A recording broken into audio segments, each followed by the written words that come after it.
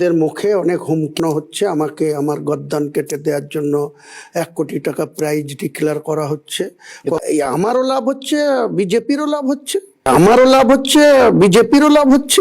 কারণ বিজেপির নেতা বা রাজ্যের একজন বিধায়ক, তাকে টার্গেট করে যোগীজি যে ভাষায় কথা বলছে, তো যোগীজি আগামী 2027-কে টার্গেট করে তার হিন্দু ভোটটাকে আরো তার দিকে ধরে রাখার জন্য একজন মুসলিম, আপনারাই বিচার করুন না। আজকে যোগীজির মতো একজন লিডার, তিনি আমাকে কিয়ামতের কথা স্মরণ করাচ্ছে।